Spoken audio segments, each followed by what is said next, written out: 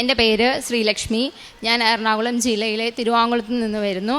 ഞാൻ ഒരു ഹിന്ദു കുടുംബത്തിൽ ജനിച്ചു വളർന്ന ആളാണ്. പക്ഷേ ഞാൻ വിവാഹം കഴിച്ചിരിക്കുന്നത് ഒരു മലബാർ സഭയിലേക്കാണ്.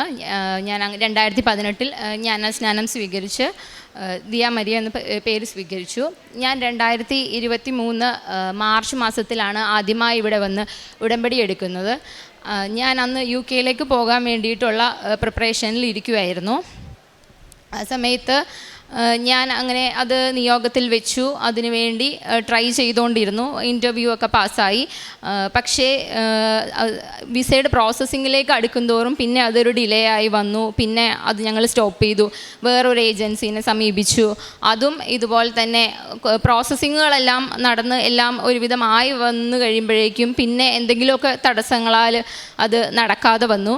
അങ്ങനെ പിന്നെ ഞാൻ എൻ്റെ ആ ഉടമ്പടി പുതുക്കിയില്ല. പിന്നെ അങ്ങനെ നടന്നു. ഈ 2024 ജനുവരി മാസം വരെ ഞങ്ങൾ അതിൻ്റെ പുറകെയായിരുന്നു. പക്ഷേ അത് ഞങ്ങൾക്ക് സാധിച്ചില്ല. അവസാനം 2024 ഫെബ്രുവരി മാസത്തിൽ ഞാൻ സ്റ്റുഡൻറ്റ് വിസ നോക്കാനായിട്ട് തീരുമാനിച്ചു. അങ്ങനെ ഞാൻ സ്റ്റുഡൻറ്റ് വിസയ്ക്ക് വേണ്ടിയിട്ടുള്ള ആപ്ലിക്കേഷൻസ് മൂവ് ചെയ്തു. 2024 ഏപ്രിൽ മാസം എനിക്ക് സ്വീഡനിലെ ഒരു യൂണിവേഴ്സിറ്റിയിൽ നിന്ന് എനിക്ക് ഓഫർ ലെറ്റർ ലഭിച്ചു.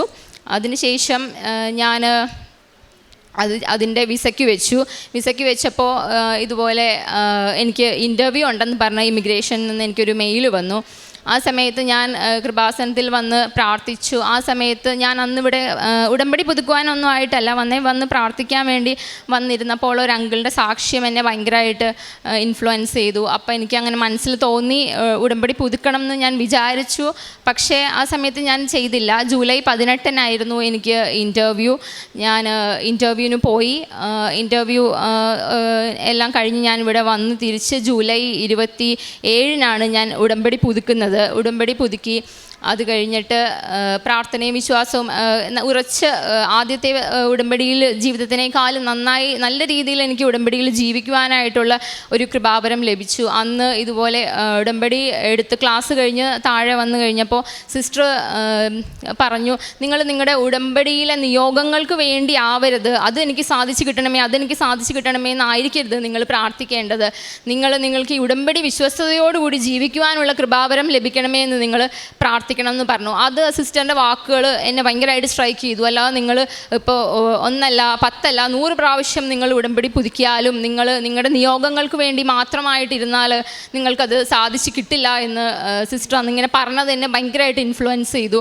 പിന്നെ അത് കഴിഞ്ഞിട്ട് ഞാൻ ഉടമ്പടിയിൽ വിശ്വസ്തയോടുകൂടി ഉടമ്പടിയിൽ ജീവിക്കുവാൻ ആരംഭിച്ചു. ഞാൻ എൻ്റെ നിയോഗങ്ങളെക്കാളുപരി എനിക്ക് ഈ ഉടമ്പടി വിശ്വസ്തയോടുകൂടി പുലർത്തുവാൻ പറ്റണമെന്ന് ഞാൻ അമ്മ മാതാവിനോട് പ്രാർത്ഥിച്ചു. മറ്റുള്ളവർക്ക് വേണ്ടി ഞാൻ പ്രാർത്ഥിക്കുവാൻ ആരംഭിച്ചു. ഇവിടെ വന്ന് ഉടമ്പടി എടുക്കുന്ന എല്ലാ മക്കൾക്കും വേണ്ടി എല്ലാവരുടെയും നിയോഗങ്ങളുടെ മേൽ കരുണയായിരിക്കണമെന്ന് അങ്ങനെ പ്രാർത്ഥിച്ചു. അങ്ങനെ 2024 ഓഗസ്റ്റ് മാസം 13 എനിക്ക് എൻ്റെ വിസ അപ്രൂവലായി എന്ന് പറഞ്ഞിട്ട് മെയിൽ വന്നു. പക്ഷേ അതൊന്നും ഞാൻ അറിഞ്ഞിരുന്നില്ല. എൻ്റെ ഫോൺ ആ സമയത്ത് കംപ്ലൈൻ്റ് ആയിരുന്നു. ഞാനത് ഓഗസ്റ്റ് 15 സ്വർഗാരോഹണ പെരുന്നാളിൻ്റെ അന്ന് രാവിലെ പള്ളിയിൽ പോയി വന്ന് കഴിഞ്ഞ് ഞാൻ എൻ്റെ ഹസ്ബൻഡിൻ്റെ ഫോണിൽ നിന്ന് മെയിൽ ഓപ്പൺ ചെയ്തപ്പോഴാണ് എനിക്ക് 13 ഗ്രാൻഡ് മെയിൽ വന്നിരിക്കുന്ന കാര്യം ഞാൻ അറിയുന്നത്. അത് കഴിഞ്ഞിട്ട് വീണ്ടും പിന്നെ ഉണ്ടായിരുന്നു പ്രൊസീജിയേഴ്സ്. നമുക്ക് അങ്ങോട്ടേക്ക് പോകാനായിട്ടുള്ള റെസിഡൻസ് പെർമിറ്റ് കാർഡ് കിട്ടണം. അതിന് ശേഷമാണ് നമുക്ക് കാര്യങ്ങൾ സ്മൂത്തായിട്ട് നടക്കുകയുള്ളൂ. അപ്പോൾ എനിക്ക് ഈ സെപ്റ്റംബർ 2 എനിക്ക് ക്ലാസ് തുടങ്ങുമായിരുന്നു. പക്ഷേ ആ സമയത്തേക്ക് എനിക്കിത് 3 to 4 weeks ആണ് നമുക്ക് മെയിൽ വന്നു കഴിഞ്ഞാലും റെസിഡൻസ് പെർമിറ്റ് കാർഡ് കിട്ടുവാനുള്ള സമയം. പക്ഷേ ഞാനപ്പോൾ യൂണിവേഴ്സിറ്റിയിലേക്ക് മെയിൽ അയച്ചു. അപ്പോൾ യൂണിവേഴ്സിറ്റിയിൽ നിന്ന് പറഞ്ഞു സെപ്റ്റംബർ 23 ഞാൻ അവിടെ എത്തിയാൽ മതി എന്ന് പറഞ്ഞു. അത് കഴിഞ്ഞ് എനിക്ക് 13 ഇത് കഴിഞ്ഞ് 4 ആഴ്ച പറഞ്ഞത് എനിക്ക് 2 ആഴ്ച കൊണ്ട് എനിക്ക് എൻ്റെ റെസിഡൻസ് പെർമിറ്റ് കാർഡ് കിട്ടി. അങ്ങനെ ഓഗസ്റ്റ് 30 എനിക്ക് റെസിഡൻസ് പെർമിറ്റ് കാർഡ് എൻ്റെ ചെന്നൈയിൽ വന്നു. ഞാനത് കഴിഞ്ഞ ദിവസം പോയി കളക്ട് ചെയ്തു. സെപ്റ്റംബർ 16 ഞാൻ സ്വീഡനിലേക്ക് പോകാനായിട്ട് ടിക്കറ്റ് എടുത്തു. ഈ കഴിഞ്ഞ ഒരു 2 വർഷത്തോളമായിട്ട് ഞാൻ ശ്രമിച്ചിട്ട് നടക്കാതിരുന്ന കാര്യം സമയ ചുരുക്കത്തിൻ്റെ അമ്മ ഇടപെട്ട് വെറും ഉടമ്പടി പുതുക്കി 1.5 മാസത്തിനുള്ളിൽ എനിക്ക് സാധിച്ചു തന്നു. ഇത്രയും വലിയൊരു അനുഗ്രഹം എനിക്ക് പരിശുദ്ധ അമ്മ നേടിത്തന്നതിന് പരിശുദ്ധ അമ്മയ്ക്കും തിരുക്കുമാരനും കോടാനുകോടി നന്ദി അർപ്പിക്കുന്നു. പിന്നെ ഉടമ്പടിയിലൂടെ എനിക്ക് നന്നായി പ്രാർത്ഥനാ ജീവിതം നന്നായിട്ട് നയിക്കുവാനുള്ളൊരു കൃപാവരം ലഭിച്ചു. അതുപോലെ തന്നെ പ്രേക്ഷിത പ്രവർത്തനങ്ങളായിട്ട് പത്രങ്ങളെല്ലാം ഞാൻ എല്ലാവർക്കും കൊടുത്തു. അതുപോലെ തന്നെ കാരുണ്യ പ്രവർത്തികളായിട്ട് ഞാൻ രോഗികൾക്ക് ചികിത്സാ സഹായം, അങ്ങനെ എന്നെ കൊണ്ട് പറ്റുന്ന പോലെ ഞാൻ എല്ലാ കാര്യങ്ങളും ചെയ്തു പോന്നിരുന്നു. ഇനിയും പരിശുദ്ധ അമ്മയുടെ മാധ്യസ്ഥം എൻ്റെ ജീവിതത്തിൽ എൻ്റെ മുമ്പോട്ടുള്ള ജീവിതത്തിലും ഉണ്ടാവണമേ എന്ന് ഞാൻ പ്രാർത്ഥിക്കുന്നു. ഇത്രയും വലിയൊരു അനുഗ്രഹം എനിക്ക് നേടിത്തന്ന പരിശുദ്ധ അമ്മയ്ക്കും ദൈവപിതാവിനും എൻ്റെ ഈശോയ്ക്കും നന്ദി, കോടാനുകോടി നന്ദി. ദൈവത്തിൽ വിശ്വാസമർപ്പിക്കുകയും അവിടുത്തെ വിളിച്ചപേക്ഷിക്കുകയും ചെയ്തപ്പോൾ അവിടുന്ന് അവരുടെ പ്രാർത്ഥന കേട്ടു. ആ സഹായത്താൽ അവർ ഹഗ്രീയുടെയും കൂട്ടാളികളുടെയും മേൽ വിജയം വരിച്ചു.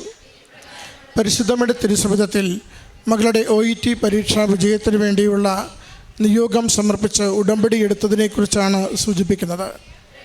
ഉടമ്പടി എടുക്കുമ്പോൾ ഒരു വിജയം എന്നതിനേക്കാൾ ഉപരിയായി ആ ദൈവസന്നിധിയിൽ കൂടുതൽ കൃപയിൽ നിലനിൽക്കുവാനുള്ള അനുഗ്രഹത്തിന് വേണ്ടി പ്രാർത്ഥിക്കുവാൻ ലഭിച്ച പ്രചോദനത്തെ മകൾ നമ്മളോട് പങ്കുവയ്ക്കുന്നുണ്ട്. അവൾ തന്നെ പറയുന്നു, ഇവിടെ വന്ന് പ്രാർത്ഥനയ്ക്കിരിക്കുമ്പോൾ ഇവിടെ വന്നു പോകുന്ന ഓരോരുത്തർക്കും വേണ്ടി പ്രാർത്ഥിക്കുവാൻ അവരുടെ മനസ്സ് നിരന്തരം ശ്രദ്ധിച്ചിരുന്നുവെന്ന്. ഉടമ്പടി നമ്മളെ കൂടുതൽ മനുഷ്യപ്പറ്റുള്ളവരാക്കുന്നു. ഉടമ്പടി നമ്മളെ കൂടുതൽ സഹോദര സ്നേഹമുള്ളവരാക്കുന്നു.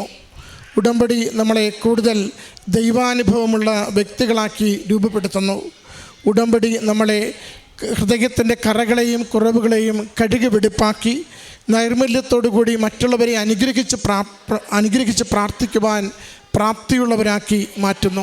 പ്രിയമുള്ളവരെ, ഉടമ്പടിയിലായിരിക്കുന്ന നമുക്ക് നമ്മോട് തന്നെ ചോദിക്കണം, എൻ്റെ ഈ ലോക ജീവിതത്തിൻ്റെ കാര്യങ്ങൾ സാധിക്കുന്നതിന് വേണ്ടിയുള്ള ഒരു കുറുക്കുവഴിയായി നിങ്ങൾ ഉടമ്പടി എടുത്തിട്ടുണ്ടോ എന്ന്.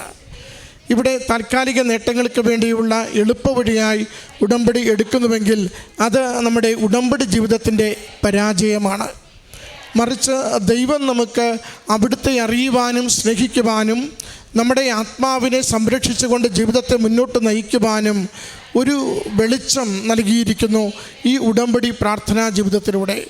അങ്ങനെ നിത്യതയിലേക്കുള്ള നമ്മുടെ യാത്രയിൽ ഈ ഉടമ്പടി പ്രാർത്ഥനാ ജീവിതം പുതിയ സംരക്ഷണവും പുതിയ സന്തോഷവും പുതിയ പ്രത്യാശയും നിറയ്ക്കുകയാണ്. മകൾ ലഭിച്ച ദൈവാനുഗ്രഹത്തിനൊപ്പം ജീവിതത്തിന് വന്ന മാറ്റത്തെയാണ് നമ്മുടെ മുമ്പിൽ അവതരിപ്പിക്കുന്നത്. നമുക്ക് ഉടമ്പടിയിലായിരിക്കുമ്പോൾ കുറേ കൂടി ആത്മീയ വളർച്ചയും പക്വതയും ലഭിക്കുന്നതിന് വേണ്ടി പ്രാർത്ഥിക്കാം. കേവലം ആവശ്യങ്ങൾ നേടുന്നതിന് വേണ്ടി മാത്രമല്ല, മറിച്ച് ദൈവമേ, അവിടുത്തെ അറിഞ്ഞ് സ്നേഹിച്ച് നല്ല ജീവിതം നയിക്കുവാനും മറ്റുള്ളവരെ ആദരവോടെ കാണുവാനും എന്നെ സഹായിക്കണമേ എന്ന് പ്രാർത്ഥിച്ചുകൊണ്ട് നമ്മുടെ നിയോഗങ്ങൾ വേഗത്തിൽ അനുഗ്രഹിക്കപ്പെടുവാൻ വേണ്ടി പ്രാർത്ഥിക്കാം. ലഭിച്ച എല്ലാ നന്മകൾക്കും ദൈവനാമ മഹത്വത്തിന് സമർപ്പിച്ചുകൊണ്ട് തിരുക്കുമാരനും അമ്മ മാതാവിനും നന്ദി പറഞ്ഞുകൊണ്ട് കരഘോഷത്തോടുകൂടി ഈ സാക്ഷ്യം സമർപ്പിക്കാം. അത്യപൂർവ ദൈവാനുഭവങ്ങൾ ഇനി നിങ്ങൾക്കും സ്വന്തം. ഈ യൂട്യൂബ് ചാനൽ ഇതുവരെ സബ്സ്ക്രൈബ് ചെയ്തിട്ടില്ലെങ്കിൽ ഇപ്പോൾ തന്നെ സബ്സ്ക്രൈബ് ചെയ്യുക. ഈ വീഡിയോ ഇപ്പോൾ തന്നെ നിങ്ങളുടെ സുഹൃത്തുക്കൾക്ക് ഷെയർ ചെയ്തുകൊണ്ട് കർത്താവിൻ്റെ പ്രേക്ഷിതരാകുക.